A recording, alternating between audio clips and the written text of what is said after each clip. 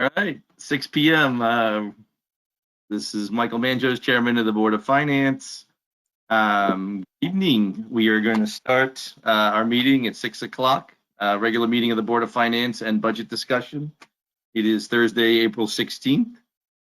I'm going to call off all the members. Just please respond in the affirmative. John O. Move. I lost it there. Steve Kirk. John, let me. Steve Kirsch here. Rebecca.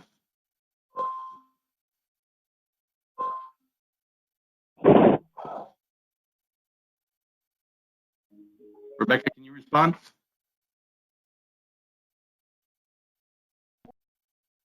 She's muted. Yeah, I know she's muted. I'm hoping she's going to unmute soon. All right, Rebecca, there she is. Yeah, hi, sorry. Terrific, no problem. Dane? Hello, I'm here. Terrific. And Craig?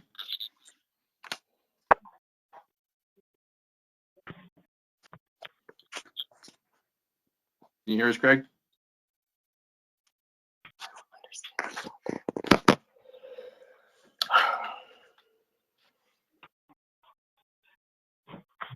Waiting for Craig. All right, we'll jump back to Craig. We also have Ron Banowski. Ron, can you hear us? And Yeah, I hear Mike. Mike, this is Craig. Can you hear me? Great, Craig. Yep, we got you now. Terrific. Heidi, can you hear us fine?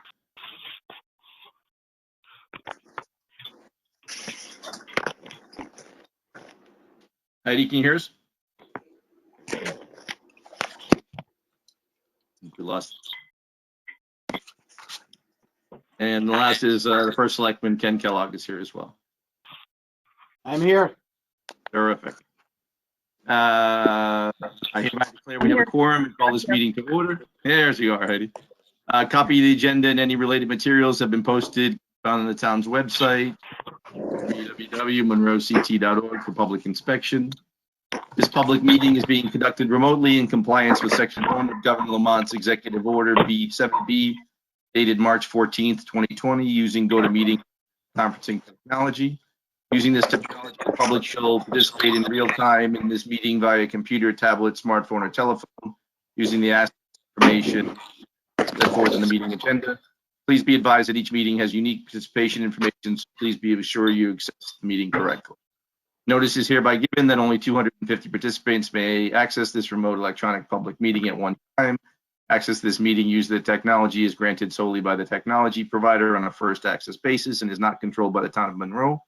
While it is anticipated we will not exceed this participation limit for this meeting, should it appear we are approaching said limit, so that any member of the public is denied access to this meeting, I, as chairman, reserve the right to adjourn and continue the meeting at a later date, using technology appropriate to ensure all members of the public may participate. Please take note regarding the remote electronic public meeting. This meeting is being conducted in real time. The meeting is open to the public. Any member of the public may listen or view this meeting anonymously. That this meeting is recorded while we ask you mute your microphones unless recognized to speak, that anything you say, do, or is displayed in your screen may become part of the recording. The recording shall be posted to the town's website within 7 days. The recording shall be made available to the public in a reasonable time. This meeting should have standard parliamentary procedure. However, I ask to follow the special rules in addition. Please mute your microphone to reduce background noise at any time you're not speaking. Prior to speaking on each occasion, each speaker should clearly state their name and title for the record. The use of the chat feature is prohibited and will not be considered during this meeting. All right, I think we are ready to go. So we're going to knock out our regular meeting stuff fairly quickly, I hope. So review of the minutes and voting record for March 19th and 26th. Anybody have any questions or comments? This is Steve Kirsch, Board of Finance. I move to accept the minutes and voting records for March 19th, 2020 and March 26th, 2020. We have a second? Second. Any discussion? Any discussion? Hearing none. All those in favor say aye. Aye. Aye. Aye. Did we get Craig? I didn't hear Craig. Aye. Can you hear me now? I got you now. Perfect. Okay. Great. All right, first selectman, it's all you. Thank you, Mike. This is Ken Kellogg for Selectmen. I have just a couple things I wanted to update the board on. First is just in regards to the discussion that we started at the last meeting. I know that we wanted to get an update on the plan relative to roads. I don't have a detailed plan this evening, but we will have one at the next meeting. And the primary reason is this: I am asking the Public Works Department to try and finalize their best assumptions based upon their current road inspections as to priorities, et cetera, which they are well underway. But I've also asked them, in concert with our finance department, to evaluate the various funding streams that we had originally reviewed, and to prioritize what my approach, what I'm going to propose is that we prioritize the use of the town aid road grant first and foremost, prior to dipping into any of the appropriated but not yet bonded funds in capital, and then also allowing us a little bit more breathing room on the operating expenses as well. We have a decent balance in town aid road. I am going to ask that we at least have $500,000 set aside to be contingency for snow types of issues and other storm-related issues, which we always want to have on hand. It's kind of our insurance policy every year to back up our operating budget with that grant. But other than that, I think we need to program every other available dollar that we have in that grant first. So what I want to present to you at the next meeting is a more is an approach that will basically take the road plan and prioritize our use of town aid road to try and continue as much progress as we can, even in light of the uncertainty that we have before us. So that's the first thing. The second item I wanted to bring up is my updated budget message that I'd like to share with the Board of Finance. And I've also shared this publicly earlier today. As you know, my budget was crafted when we were in different times. It ended up with a projected tax increase that was in the 2% to 3% range, 2.6%. But things have changed dramatically since then. I firmly believe that we are going to be part of a strong recovery in Monroe, but we know that next fiscal year is likely going to have significant challenges, both for our families in Monroe and our businesses in Monroe. And I firmly believe that now is not the time to ask our taxpayers to pay more. Excuse me. So I would ask that this board work diligently and seek to adopt a budget that has no increase in our tax rate, and that we leverage all the tools that we have available to avoid any draconian cuts in services at the same time. And I certainly stand ready to work with the board and with our outstanding team of staff and department heads towards this goal. So I really feel that, despite the absence of a referendum, we really have to deliver a final budget that the Monroe families can afford. So now's the time to continue the effort to provide those services to our community, but still plan for a long-term recovery at the same time. And those are the two things I wanted to cover tonight. Thanks. Thanks, Ken. That's perfect. I've got something I'm going to read as well when we get to that point, but I think you'll be happy we're on the same page. So let's quickly run through. We've got under unfinished business the 3-year model. I don't think we're going to dig that up tonight. New business, motion to approve personal property tax suspense list. Should be in your packet. Somebody can make a motion for me. Steve Kirsch, Board of Finance. I've got a motion prepared, Mr. Chairman. Terrific. Resolved in accordance with Section 12-165 of the Connecticut General Statutes, the list of personal property delinquent taxes totaling $64,588.60 as identified by the tax collector's letter of February 5th, 2020, be placed in suspense as they are deemed uncollectible on the tax records, and that the full list be incorporated into the minutes of the meeting. Can I get a second? I'll second. Thanks, Rebecca. Deb, did you want to say something on this? All I wanted to say was we voted last time on the real estate and the motor vehicle, and the personal property was overlooked tonight. And I realized after the meeting, and I just wanted to make sure we had this. This is what we Correct. do annually, and this is stuff, the personal property. It's still collectible, but we just put it in suspense for the auditing purposes of the town. Terrific. Yep, this is something we've done every year. Anybody have any further discussion on this? Seeing none, all those in favor? I'll go with aye. Aye. Aye. Aye. Aye. Terrific. All right. Next item of business is discussion of Executive Order 7S6, suspension and modification of tax deadlines and collection efforts. So we had touched on this last week. So the executive order basically gives us two options. We can either lower the interest rate from 18% per annum to 3%, or we can defer the payment date for 90 days.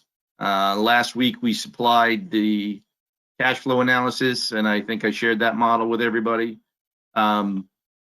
Speaking personally, I've talked to a lot of other towns. I've talked to the finance people. If we did defer for 90 days and a large portion of people took advantage of that, we would run out of cash in about 6 weeks. So obviously it is challenging. I've noticed a few other towns are having the same issues and are citing cash flow as a reason not to adopt it. I feel very strongly we should recommend to town council that yes, we will take the option of lowering the interest rate, but that's the only option that we can reasonably take and still have cash flow to function and keep our services in relative tact.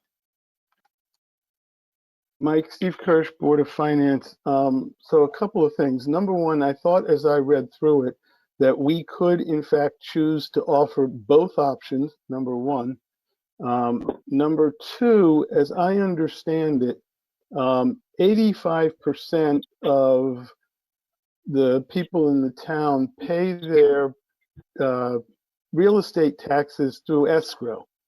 And the order states that the companies holding the escrow must pay those, must pay that. And therefore— Only if the loan is current. If the loan is in any kind of a default or a workout, they do not have to do that. And I spoke to a friend of mine who is a big muckety-muck at Bank of America today, and he said they are having a huge amount that are being deferred. Okay.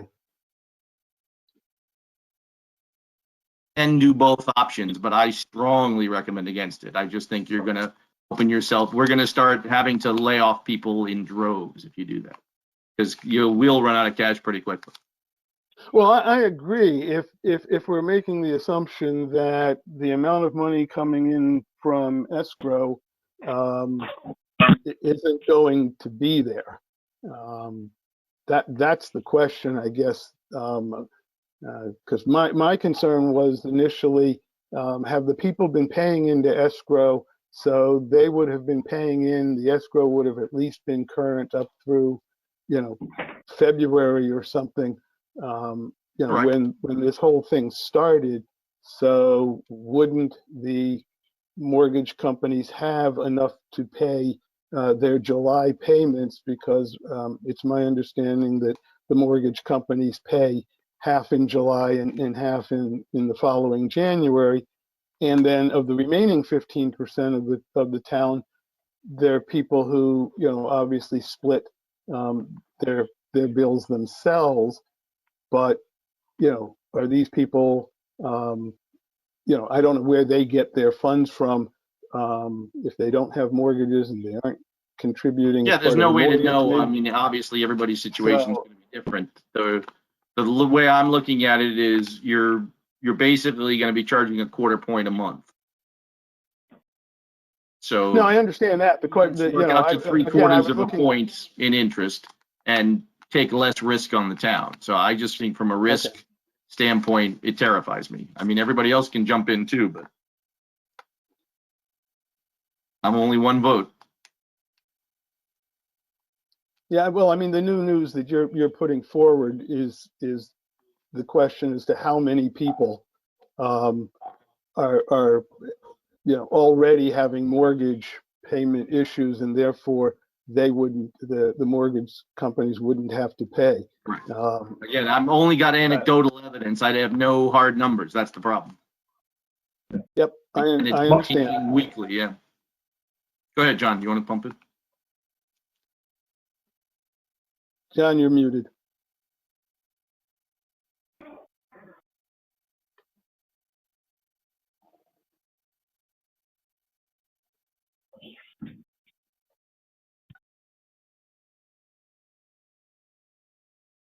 Can you hear anything?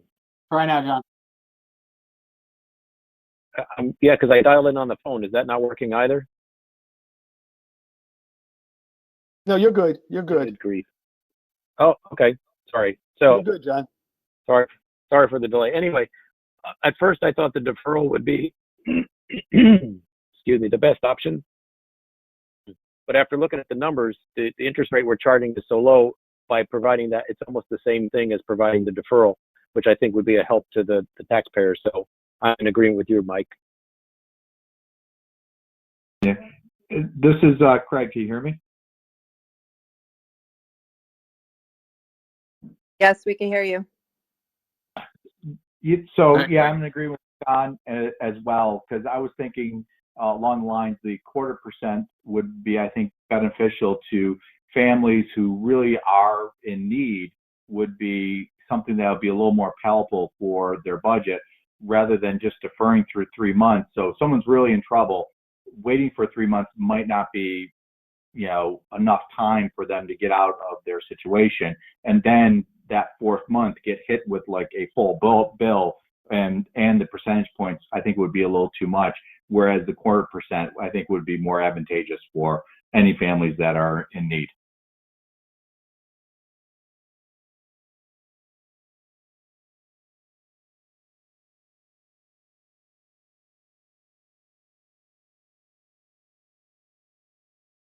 I agree with that. That's kind of the line of thinking that I was using.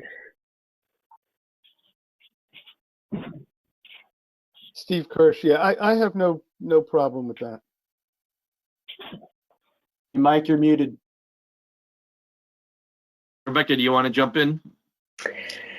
Yeah, I looked at it from so many different lenses, and I don't think, the fact that if everyone takes advantage of the deferment, that's what scares me. So I would say option 2 is our best route right now. Yeah, I think the part that scares me is if you do offer deferment, I think you're going to have a lot of people take advantage of it. And honestly, because they would. Anytime you push a tax date back, everybody waits till the last date. And I understand that. And also, it's very easy to, I would think almost anybody could come up with a justification of how they've been impacted. Even if they're not laid off, which, we're up to 15% unemployment. Certainly a lot of companies have cut back hours, cut back rates, salaries. It's widespread. So I think you would have a huge deferment and a huge risk. So I'm feeling strongly about that. So Mike, Steve Kirsch, Board of Finance.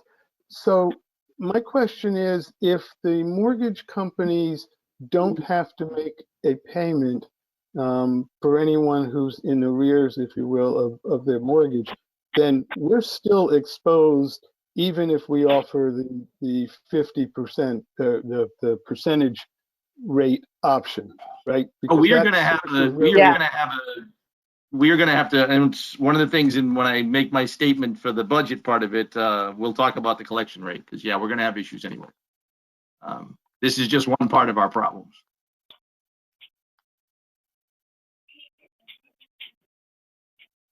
All right, anybody else have anything further on this?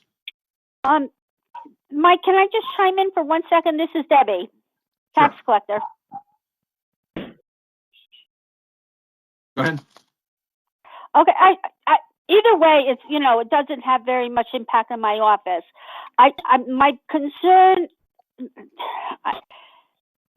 all we have to do is make sure, and I'm sure Ken will, you know, agree with me, that we have to make this really out there, whatever we decide, because a lot of people are going to be unaware that with the reduced interest, if they don't pay it by October 2nd, it goes back to July 1st. So we charge 1.5% for July, August, and September, and of course October. And the same thing with the deferment if they didn't pay.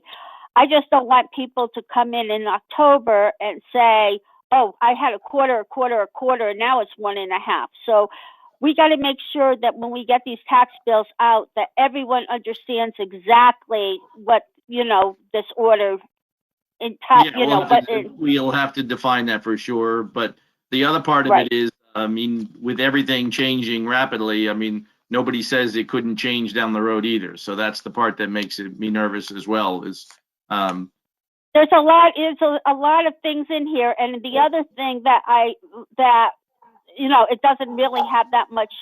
We have the tax collectors. We still have to follow the same enforcement policies, even though it's 0.25% on August 3rd. Because it lands on the lands on the Saturday.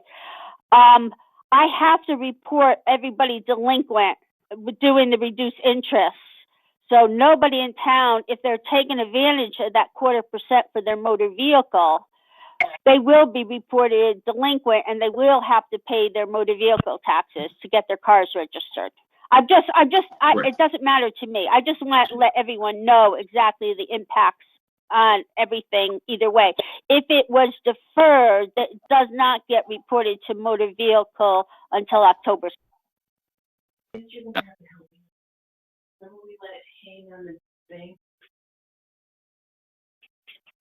Sorry, I didn't hear Betsy.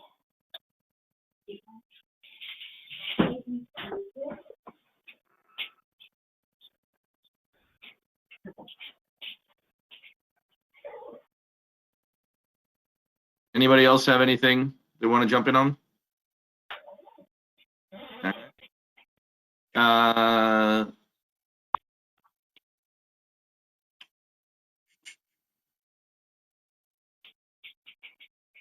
So it says on here, vote anticipated. Ron, are we supposed to vote on this?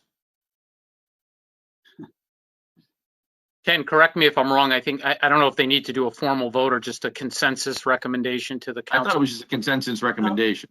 So, yeah, Ken Keller, First Selectman. There is no requirement for the governor's order for the Board of Finance to formally act on this at all, in fact.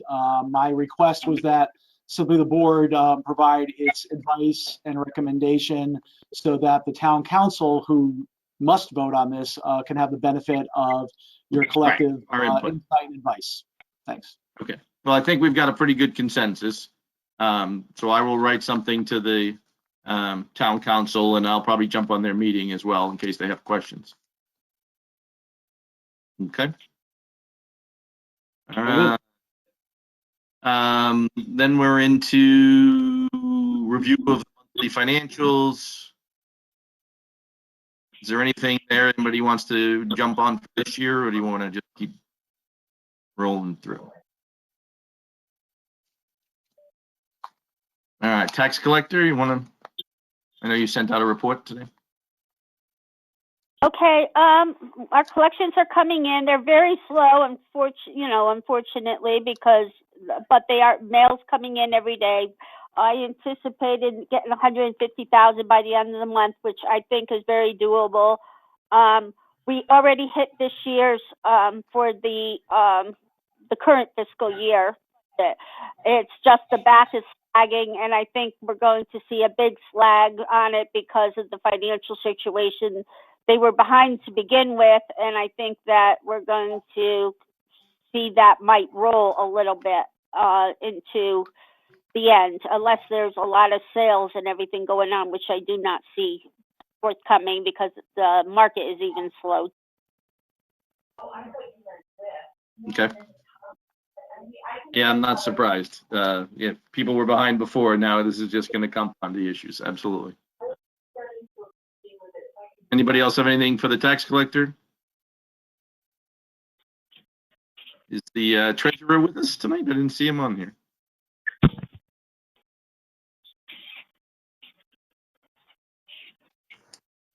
No, Mike, I Nope. did read his email though. I don't know if that needs to get read to everybody. He didn't request that I read it in, but Oh, okay. I think we all received his report.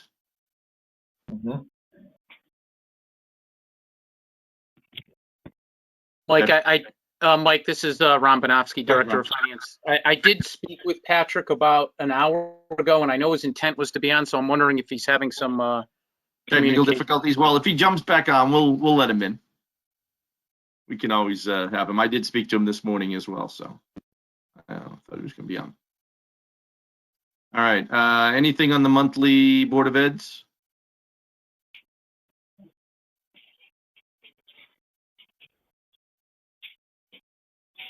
I don't know if you guys wanted it at this time, Mike, to go over some of the questions. I know folks, sorry, this is Joe Cobbs, acting superintendent. I know at the last meeting or 2 meetings ago, there was a request for some information. We had a chance to submit that. I don't know how comfortable you guys are and how you want to go over that information. There was a number of questions that you guys had asked us to follow up on. This is Steve Kirsch. Yeah, I'd like you just to review it for the public and in the press. Thanks, Steve. And Ron, please feel free to jump in here at any point too. The first one of the first requests was regarding the Board of Finance requested information on the bus contracts, and basically what was the what was the possible savings in the bus contract, and I posted the executive order there, and just so everyone understands that the executive order requires the boards to negotiate amendments to the contracts, and those amendments are pretty much to compensate active employee salaries and benefits, and provide for the continuity of service when or if school resumes this year or next year. Also requires the company to provide some kind of documentation that they're charging only the actual and reasonable cost of wages, benefits, and costs for fleet. Ron and I had some preliminary conversations. We've talked to a number of our transportation providers. The biggest one is our local one, All Star, that does the majority of our their daily runs and whatnot.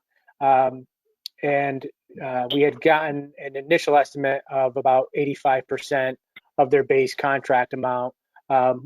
Literally, I think it came in today around probably around 4 o'clock. We didn't have a chance to totally go over the new revised estimate, but it looks like it's going to be more in about the 65 to 68% range of expenses. So we have some possible savings there in transportation. You comfortable with that, Ron? Yep, that sounded accurate, Joe. Okay.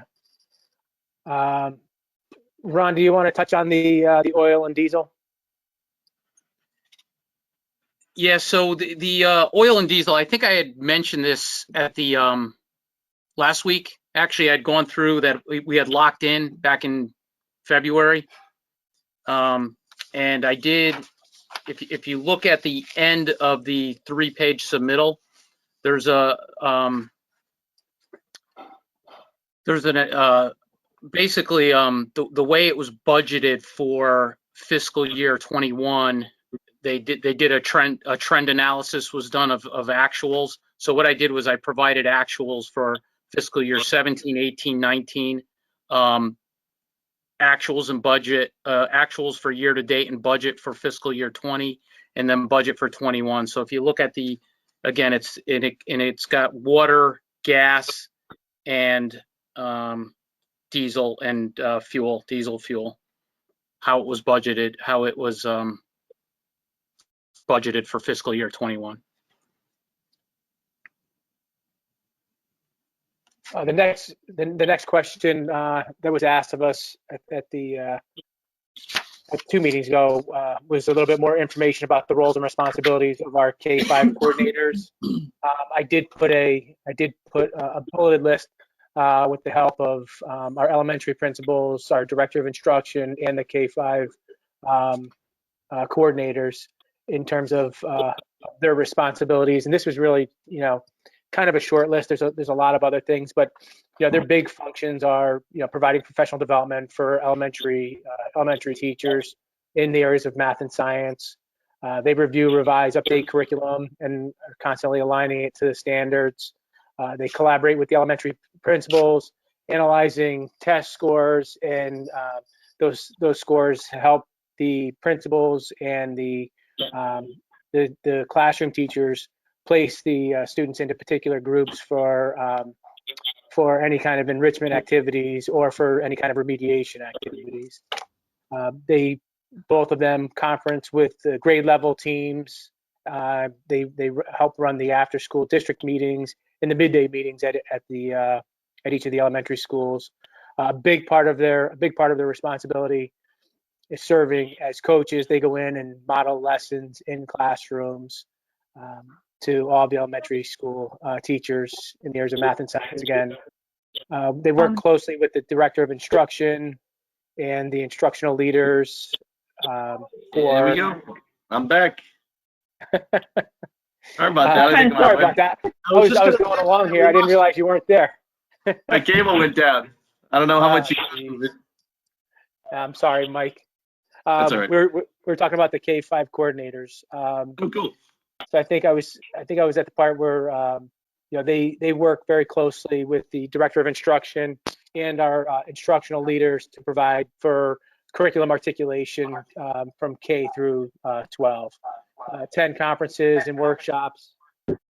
They create SBAC, which is the Smarter Balance Assessment Consortium exams, and NGSH, which is the Next Generation Science Standards units, to model off previous years, to identify strengths and weaknesses for students.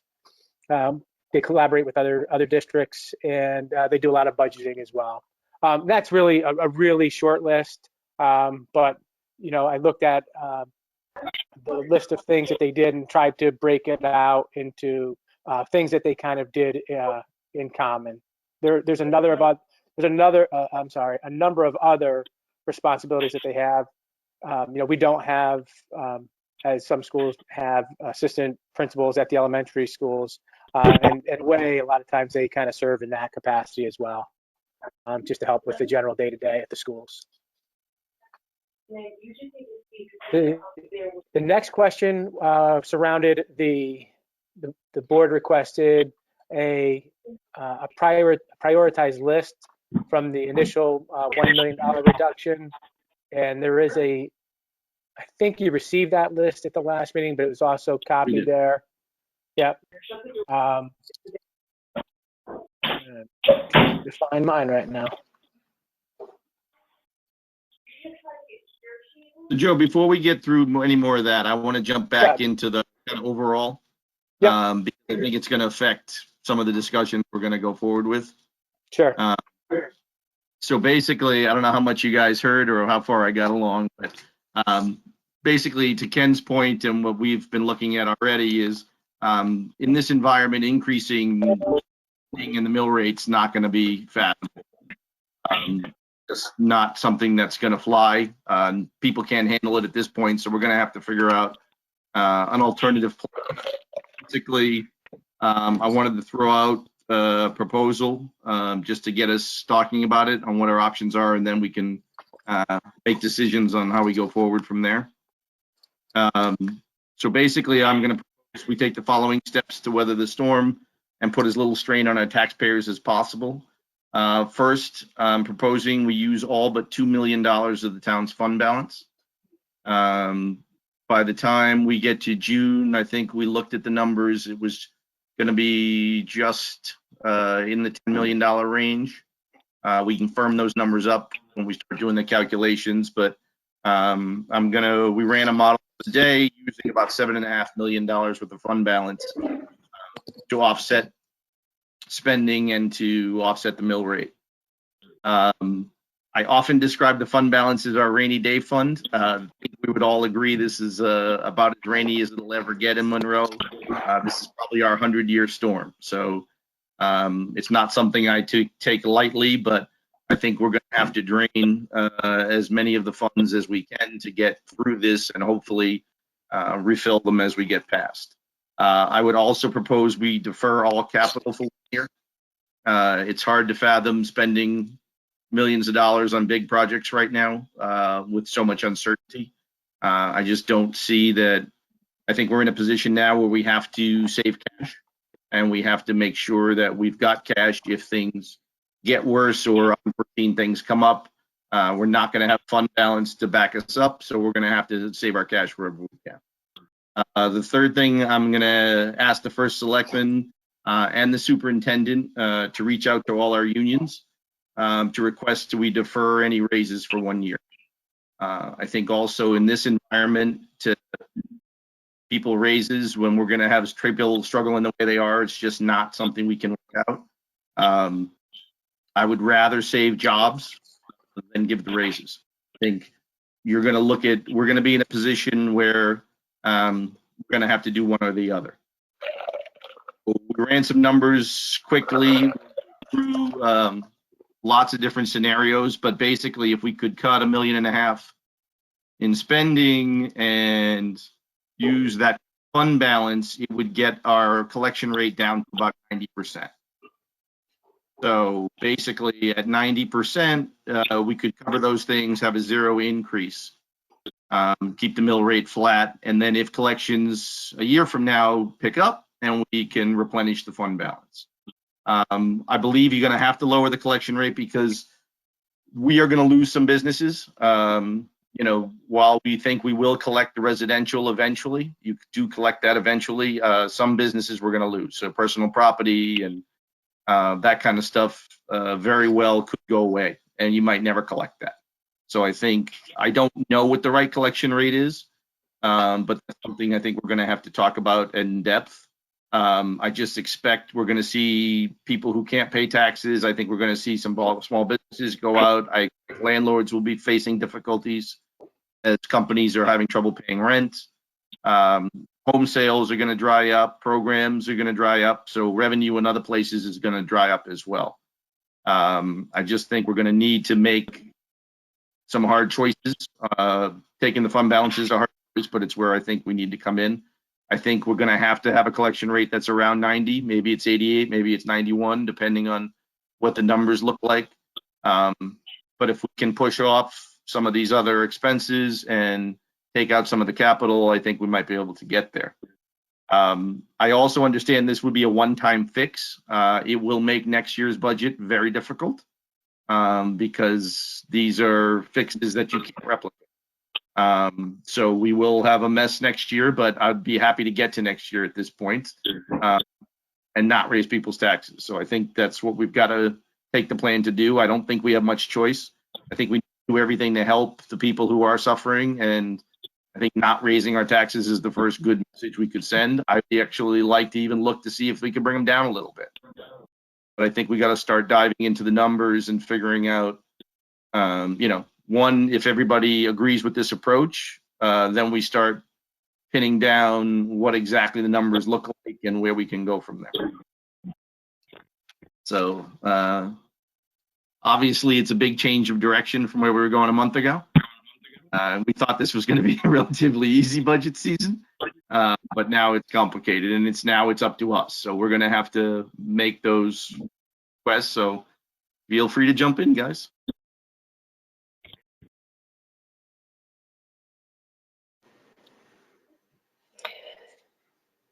Mike, so this is Rebecca O'Donnell, Board of Finance. So I did have a question when it comes to the oil and diesel. If we could just go back to that. Like, I get that we are in a contract, but what are the terms to renegotiate that if there's better pricing available? It is certainly a conversation we should have and something we should look at. I have never seen that contract, to be honest with you. So what I would propose we do is we make a list of everything we're going to need to pull. And I think that would be a great place to start. Is I'd love to see what the contract is, and these are. If there's a term for convenience, maybe we look at that and then give them an opportunity to price it again. I'm just saying, in this environment, you don't want to leave any stone unturned. So my guidance is that we look back at everything and just make sure we're operating at the best cost for the town. Okay. Can I jump in quick, Mike? Please.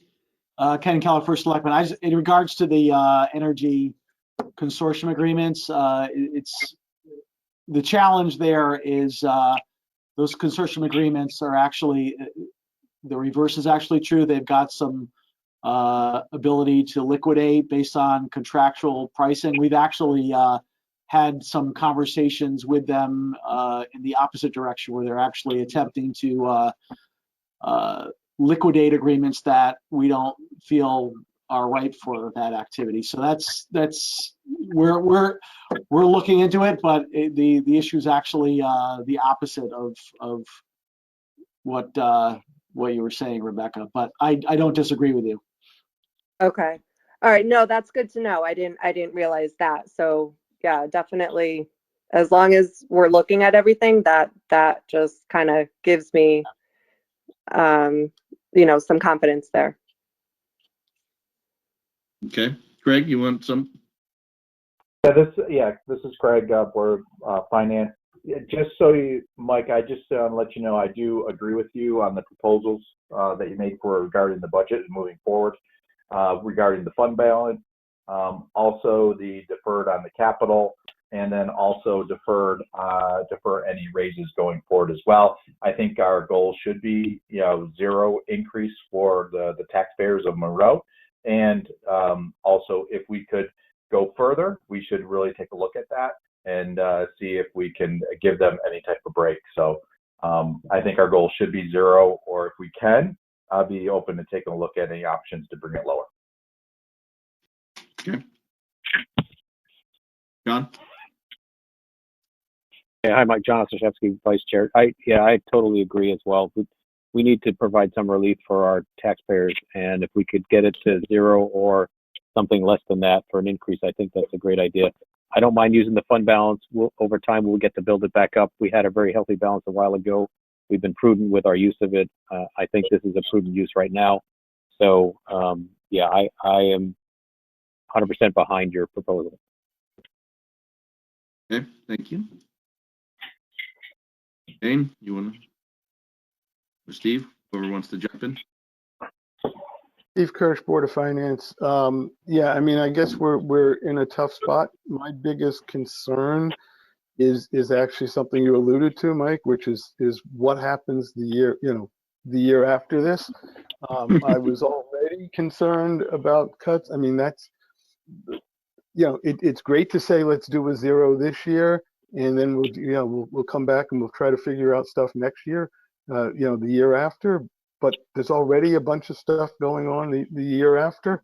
We really haven't, we've heard talking about our 3-year plan. If we agree we're going to do this because we're in an emergency situation, then I think we also have to talk seriously about what we're going to do the year after. And people are going to need to know, I think, that, there's going to be pain the next year because we can't run at the same level. We won't have any money in the fund balance to do this again. Offset. No, absolutely. I see that coming for sure. Everybody Don't forget by talks next about. year. Well, my concern has always been, right, we always talk about what we got to do for this year, and when we push things off, we never talk about it. We don't talk about the pain. The citizens don't talk about the pain. We don't tell them, hey, we've got to go back, the year after and do, X, Y, Z. So that's, I want to be honest with the citizens of Monroe that if we're doing this and if we're going to take them down to a 0 or something like that, then we also have to have some kind of information, some kind of a plan for the following year. Don't disagree. Dane, thoughts?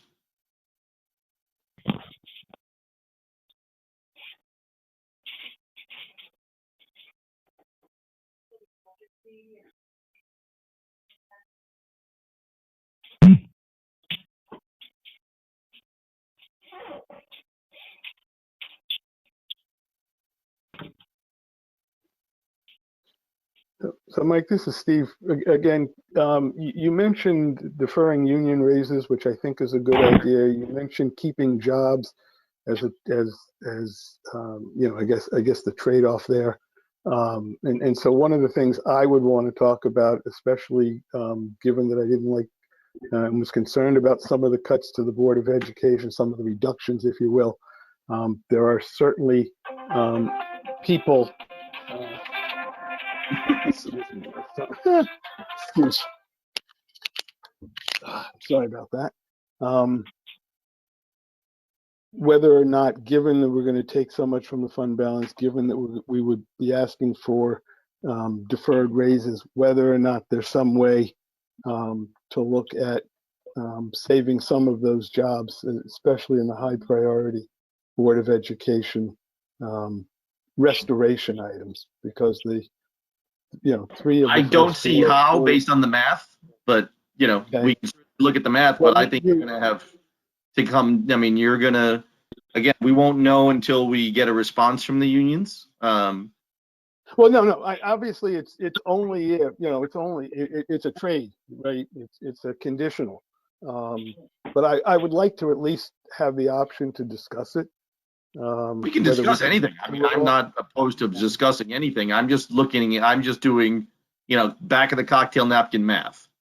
And, Right, and at this point, you're the only one that's done that. So, right. But I mean, what I want to do is kind of make a list of everything we want to take a look at in a model to be ready for next week and say, okay, listen, if we take, if we do get the increases on wages out, what does that bring us? Because we also, I believe, are going to need to make adjustments to revenue assumptions outside of taxes. I mean, obviously, real estate's going to come down. Obviously, programs are going to come down. So some of these other revenues that we assumed are obviously interest revenue is going to come way down. So all those numbers are going to have to get adjusted as well. Correct. I agree. I agree. I mean, we just can wanna certainly look at talk everything. about it, but I mean, that's the thing we've got to look at. We also need to get a firmer number on what the fund balance really is. Because we still have a moving target and that'll get adjusted based on this year. We still don't know, what the shortfall on the Board of Ed side is going to be for this year. We're still negotiating some of the things going here, so we're still a little bit away from that number. But basically what we do is, give Heidi and Ron a list of the things that we want to look at and say, obviously the revenue needs to look at, obviously, I think the other thing we got to get some input from Ken on is, things like, based on our best judgment, do we think we're going to be opening the pool this summer? Yeah. Do we think, the library is going to open anytime soon? I'll say that. I mean, a lot of it is unknown, as you know. The governor announced some more information today relative to the guiding principles of a reopened strategy. There's a lot of different factors, and they clearly said they don't have all the answers yet. There's a lot of different ideas that are out there and different approaches, but I think clearly some social distancing was, the stage was set to anticipate ongoing social distancing for some time, even as we slow reopen. So what that means is a bit, it's still unknown. I think, obviously there's a big push to get the economy growing again, but the ability to open a pool or to open a library is still very much unknown at this time. Now, that said, it doesn't mean we might be able to do a modified, we did a library to go for a period of time, which worked out really well. And we could maybe ease into that before a full open. So there's different things we can look at, but yeah, absolutely. I mean, there's a lot of things that are very much in a holding pattern right now. We're trying to prepare to be able to, conduct those activities, but it is right now still too early to make a decision. Right, that's my feeling too. And but again, those are the things that I'm thinking of today. Going like, I mean, even back to normal might not be that normal for a while. Our budgeting going forward. Yeah, Mike, this is Craig. Can you hear me? Yes, sir. Yeah, so with the pool is, what we really need to do is take a look at is if we are going to open it, when would it be open? Do we really, what's the revenue that's going to come in and at least offset the cost to opening it up and running it? So we really just need to take a hard look and see, is it really worth it? I know it's a benefit to our town, but really in this climate, how much is it actually going to be used, and how many people are going to use it? That's the difficult question. Is what I mean? I mean, yes, it's a nice thing, and we all love it, and it's a nice thing to have. But I mean, is it even going to be, feasible that people are going to use it at this point? Who knows? Correct. And that's just a minor thing. But I think we've also got to think back of, what are the priorities to get up and running? What are the things that are nice to haves that we could probably live without? What affect revenue do we see? And we have to go with the mindset of everything, with that mindset, with everything that we're going to do for the rest of the year. Correct.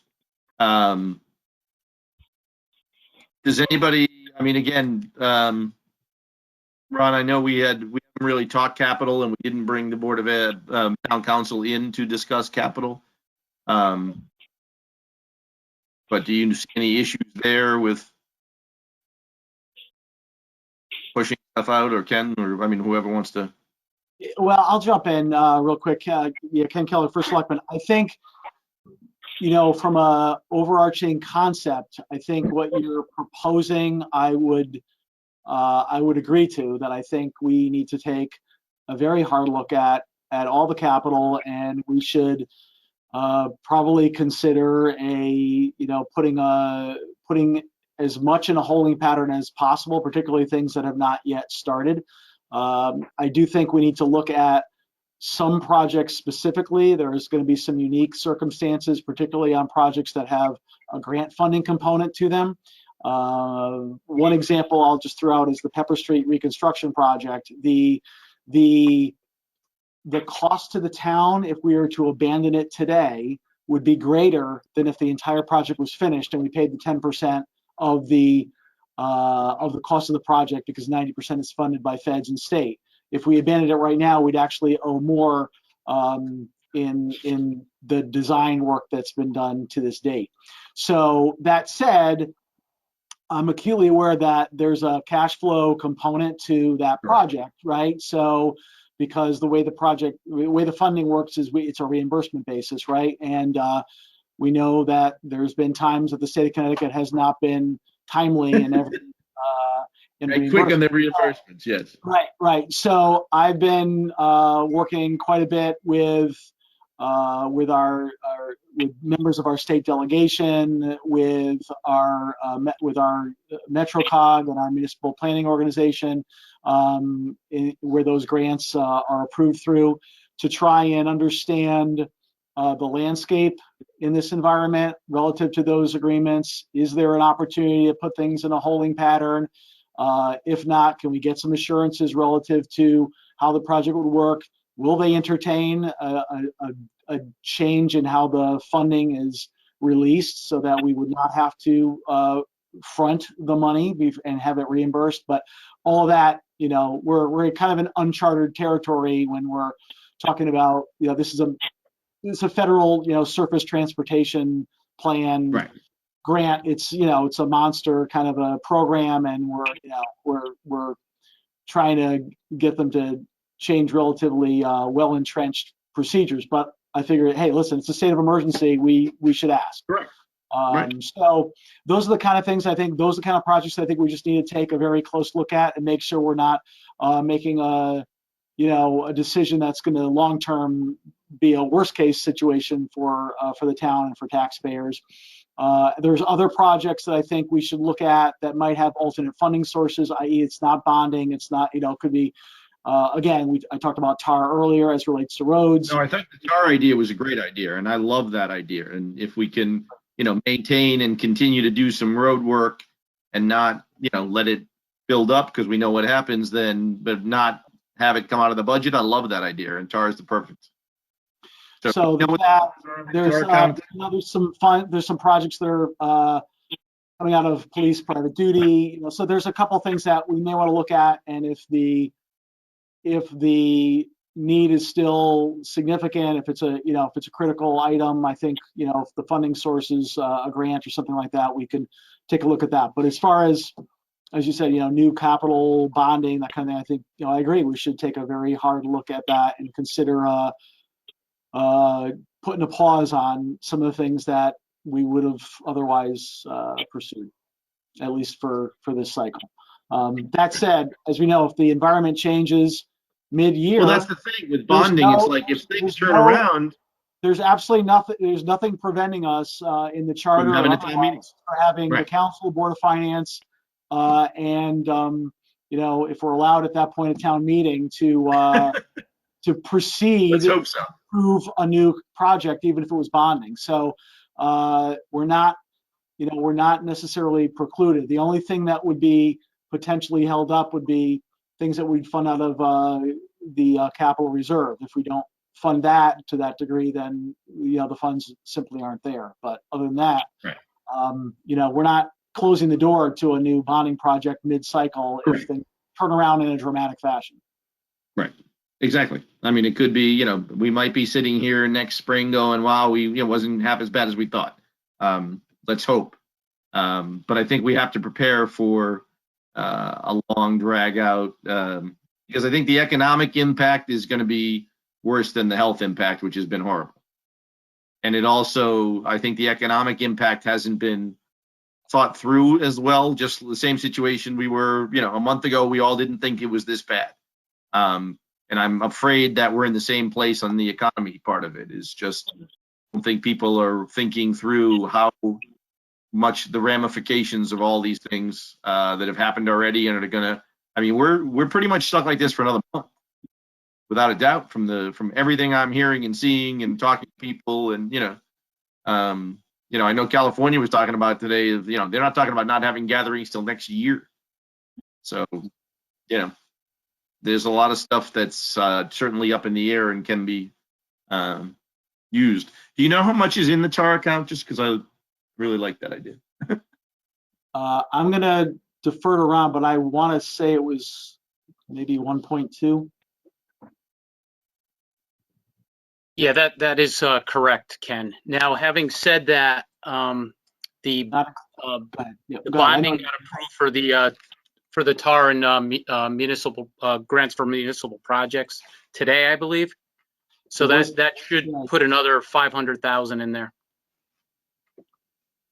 Okay. Not yet received, but committed. Right. Correct. But it's the first step because again, we haven't even talked about the potential of the state not being able to fund education to the same level next year. I mean, the impact to the state, I have not heard any data yet, but sales tax revenues have got to be abysmal. Income taxes are going to be much lower. I don't see how, the state was already shaky to begin with. I can't imagine the financial impact that this is going to have is not going to affect some of the things that they're committed to funding. I mean, unless the feds are going to pop in, but there is a limit to how much they can cover everything, you know. So I think that's something we've got to at least discuss at some point is, you know, what is the possibility that we lose some of that funding? I mean, we were concerned about it 2-3 years ago. So it was a long time before we expected this to be a problem. Mike, this is Ron Bonofsky, Director of Finance. Actually, I don't know if I can direct this question to Ken. I have not heard anything myself as far as guidance for ECS for next year. I don't know if Ken's had a chance to reach out to JP regarding that. Ken Keller, First Selectman. I have discussed that in the recent past. The conversation was more focused on the current year and the payments that were still due. As you know, since then we did get an executive order that assured that this fiscal year those payments will continue. I don't have any firm commitments at this point for next fiscal year. But you know, there's been absolutely no discussion about that one way or the other. So I don't have any. I spoke to our state rep about 3 or 4 weeks ago, you know. Yeah. And, you know, was assured that things were going to stay in place. But again, I just think it's changed in 3 or 4 weeks. Yeah, that was, I think, more the current fiscal year and the payments that were still due. Right. And yeah, and I don't think any discussion's been had one way or the other in terms of next year. Right. So again, that's all moving in place. But again, I haven't heard anything, but I just want us to keep that on our radar that, you know, it's certainly nothing I've heard, but I can do enough math in my head to say, you know, state's going to have cash flow issues. Right. There's just no way around it. I mean, something's going to have to give, or you're going to be taking on a lot more debt and a lot more other issues. So we will see how that goes. Mike, could I just jump in one other thing I wanted to mention? Ken Keller, First Selectman. I just wanted to comment on the use of fund balance. I think I appreciate that concept coming out. I think it is it's a viable and appropriate concept to consider at this point. I don't take that lightly. It's a pretty significant measure. Oh yeah, I knew it was going to ruffle some feathers, but as you said, if it's a rainy day fund, it's pouring outside, right? It's pouring outside, right? So I think I don't think, and I guess the first thing that you know, one of the things that comes to mind is a future impact on our bond rating with that going so low. I guess I would like to, you know, we can certainly have more conversations with our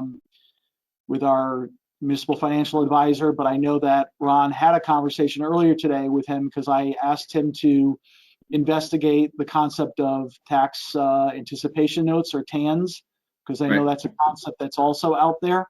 And I know that I could let Ron speak to it more completely. We got a good overview on that concept, but one thing that did come out clear is that most the rating agencies, I'm sorry, would look to you using fund balance before they would look favorably on you issuing TANs. Yeah, I would say I've never liked those tax anticipation notes, but go ahead, Ron, give us a. So it is a tool in the toolbox, and I think we have an obligation to look into it and understand the landscape. That said, I think that also what also said to me is that I think the rating agencies are likely going to understand that using fund balance in an emergency such as this, when hopefully the bulk of what is used is really more of a timing issue. You have to anticipate a lower collection rate, but assuming a lot of that ends up catching up at some point, even if it's after the fiscal year, let's say, in a worst case scenario. Hopefully you can build that back up. But Yeah, I mean, again, it is a timing thing. So, I mean, my hope was we'd end up with a collection rate in the, high 80s to low 90s and come in at 94 or 95 and can replenish, at least a few of that. Again, we're a long way around from really figuring out what that's going to be, but that would be the plan, and I would certainly spell that out in our budget plan that, we are not looking to do this permanently. We would like to be, would hopefully get to that point. So, Mike, this is Ron Panofsky, Director of Finance.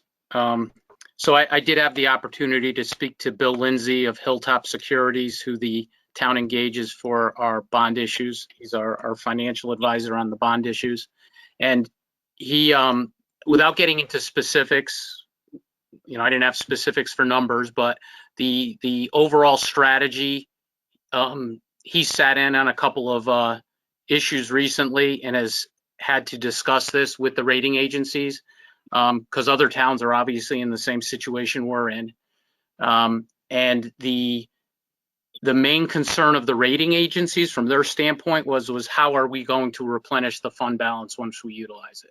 So Right. that's something that. Right. So my feeling is we wrote it up in a plan of, we're using this amount of fund balance. We anticipate, in risk of a collection rate at this, as the collection rate goes up to X point, we will replenish X dollars. I think we just got to make the commitment that, they don't want us just to get more money and then spend it on something else. They would want us to replenish the fund.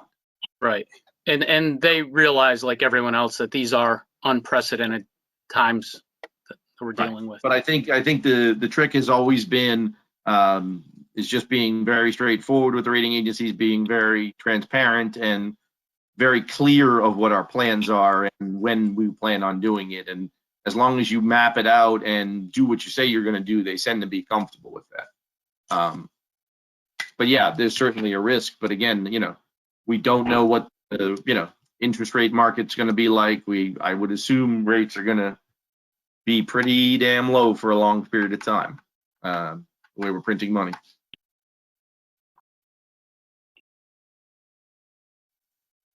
Okay.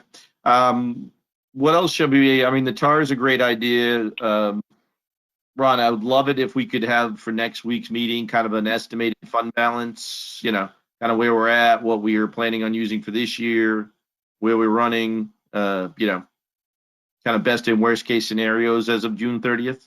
We could get an estimated range done. I know we cocktail napkined it the other night, but yeah, so Ron Panofsky, Director of Finance. So Mike, just to speak on that, we're getting some clarity on the Board of Ed side with the transportation contracts. What's still kind of the the unknown is are we going to be going back? Our school's going to reopen. That I think I'll make a bet. Can make an educated guess, but that is, and I can model it based on that. Right.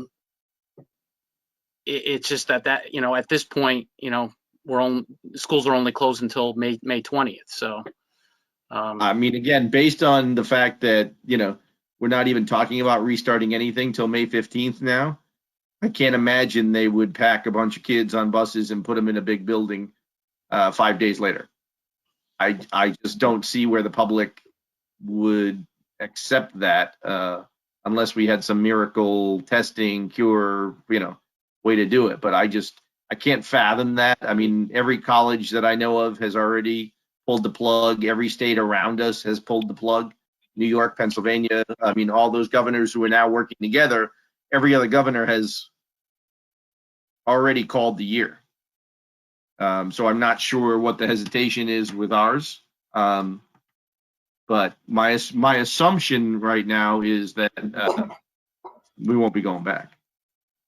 Mike, I don't this know. is Steve Kirsch. You're obviously more connected to it than I am, but I'm just putting the tea leaves together. Mike, Steve Kirsch, is it possible to ask Ron to run 2 sets of numbers for next week? One with the assumption that we, in fact, go back around May 20th, and one that says we don't go back, and just give us what those 2 data points are? Certainly.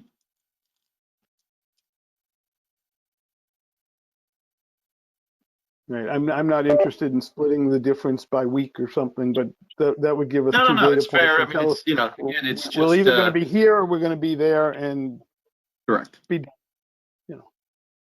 Yep. Okay. All right, so we're gonna want the fund balance. We're gonna want the update on that. Any update you can give us on the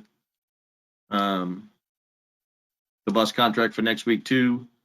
Town aid roads we talked about. Are there any other funds we should be looking at that I'm missing? Ron or Ken, is there anything, or Heidi, whoever's. What are you talking for fund balance, Mike? Yeah, I mean, more just, you know, I mean, the TAR was a great one that I didn't think about. Yeah, so I mean, What else I didn't think about? we can do an analysis of the police private duty. I know there's some significant fund balance there. I think we And have it to. doesn't, I mean, I think the police department would probably push back, but it doesn't have to be just used police specific. That's how the revenue's earned, but it could be appropriated any way. Right. You Yeah, know, and to my earlier point, we have some projects that are already earmarked for that fund anyway. Oh, we lost Ron. Oh, there he is. yes. There he is. Now you just moved to the upper chimney. He just The moved top ahead. shelf. My bookmark. You know, police cars. There's some police equipment.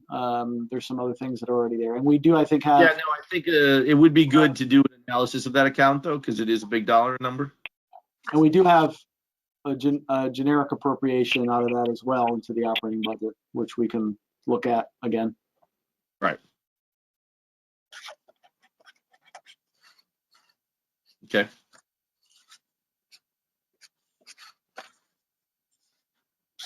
And then just for our own education, Ken, just so I know where everything's at. So as far as everybody on the town side at this point, nothing's been changed, no, you know, furloughs, no adjustments at this point? No, at this point, everyone, I mean, broadly speaking, everyone is working from whether, you know, there's a skeleton, Wherever they can. a skeleton crew that's staggered here. But you know, a lot of people doing remote work or coming in, you know, flip-flopping between days and things like that. So people are working. There are definitely some part-time people that don't have the hours that they used to have. So there's a little bit of difference there. But other than that, there's no immediate change in staffing levels. Okay.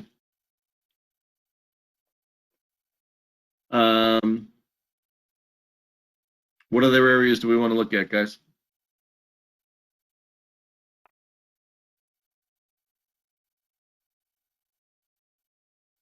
Should we be looking at Public Works and, you know, is there anything there that we want to talk to or about, or? I know we had some capital pieces there that were coming through and, you know.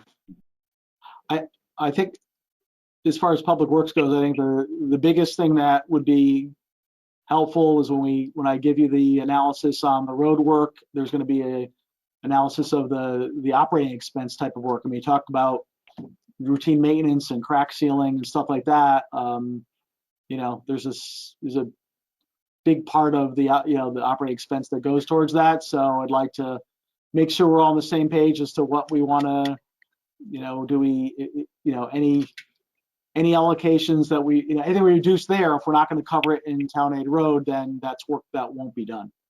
But that's a broader conversation when we have all the information from. And are there any restrictions on, I know there are restrictions on bonding, which you can do work on, but are there any restrictions on town aid roads? I know we got an exemption back to buy some trucks out of town aid roads. relative to road work, no, there's no restrictions. Okay, so we could supplant with that. So again, so I think we're going to want to obviously an analysis of Town Aid Road of what we got, what we're coming out of there, anticipated replacement for next year, and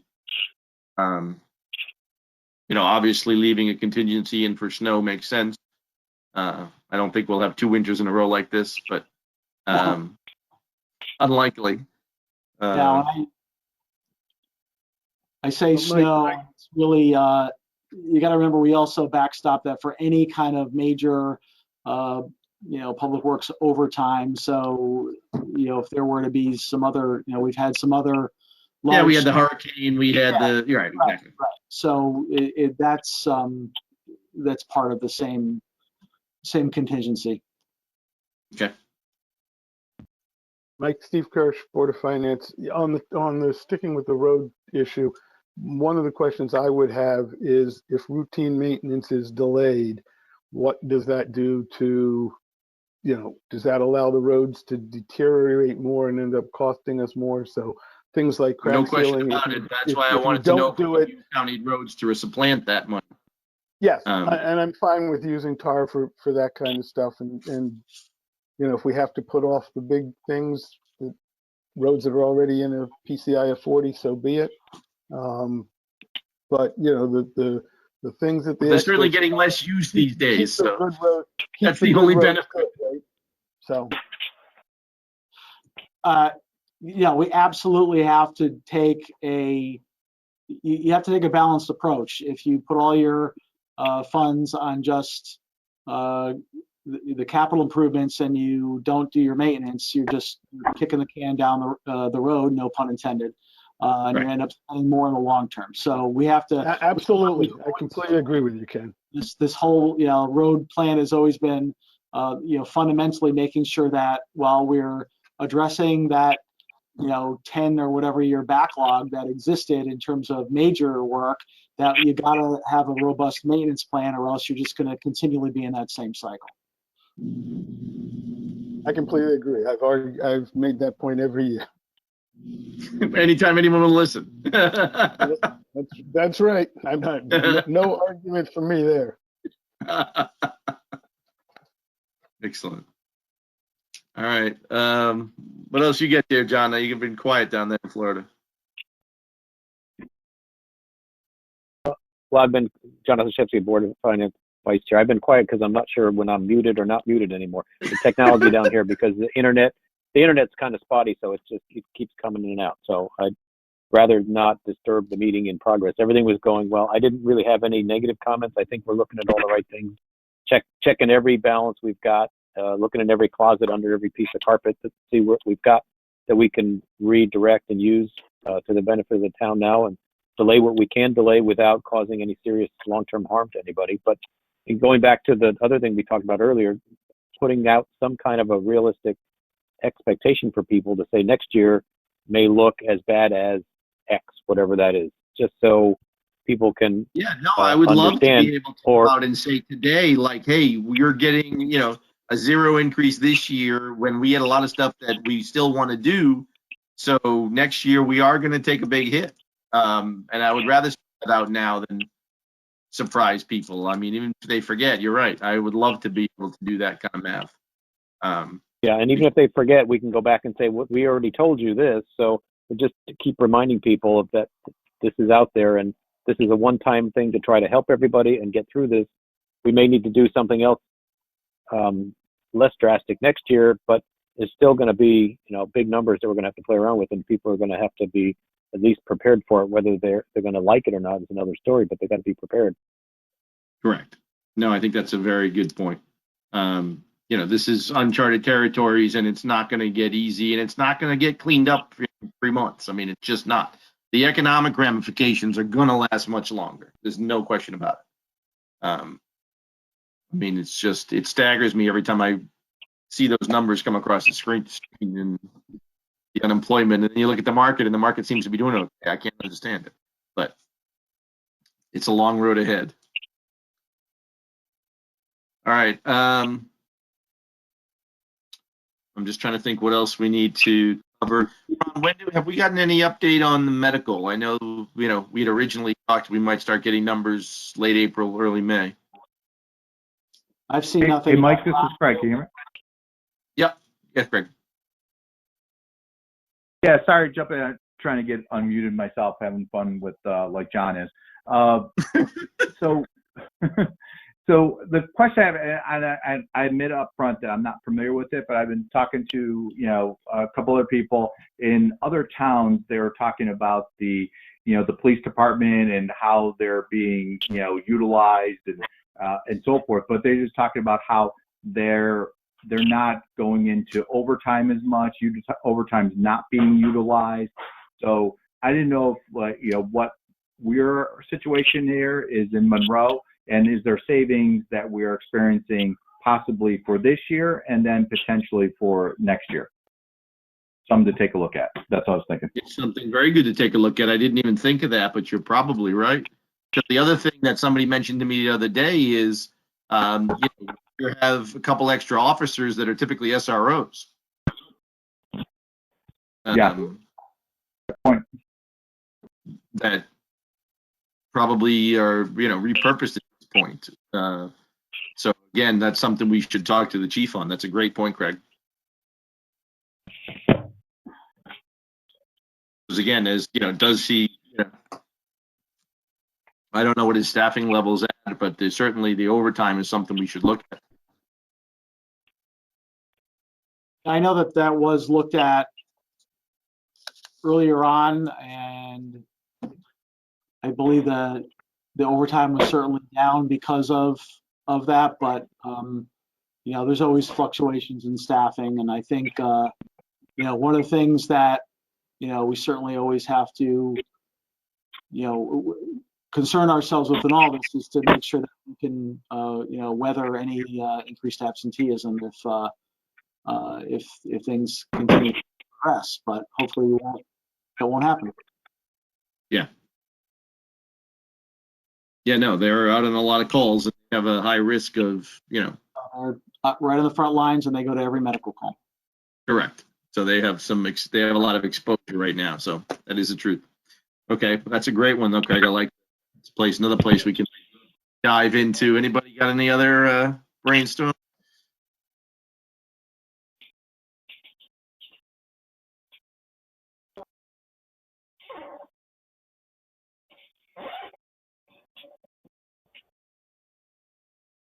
All right. So what I would recommend, I guess next week we have our public participation. I'm sure everyone's been seeing emails coming in, which have been great. I have responded to every single one. I plan to do that going forward. So I want people to continue to send in input. I think it's important. I think it's, people need to have the opportunity. Not everybody's we're having enough problems with technology ourselves, and I do this every day. So if they could just email or continue to do that, that's great. And I want to encourage everybody to do that. That's why I want to keep responding. Once we get through that, I would love to, Heidi, if you're there, I would love to go back to what we used to do back in the day. Get the budget up on a big screen, even it'll be my little screen here, and do some what ifs next week, and play around with some of these assumptions and play around with the fund balance numbers, the union adjustments, all those things and what those numbers would look like, and make sure that we're on the right direction. We still have, another month after next week. So, again, I want to at least get something on the wall that we can start throwing some darts at. I'll have it ready. Okay, perfect. Mike, I just make a quick comment. Please. And Keller, first of all, just in regards to next week and your public hearing, I have our technology department working on something. I think, as you all agree, I think GoToMeeting is working really well for these types of meetings, but for a public hearing, the ability to kind of moderate callers is a little bit limited. So there is another technology that they are working on, which will improve that and allow a little bit more orderly ability to take comments one at a time and unmute lines one at a time. So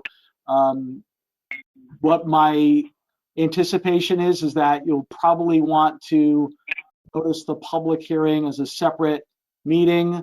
It will be a separate access to that, and then the special meeting you want to have to continue your budget discussion, you could notice as a different meeting, and you can for that. Okay.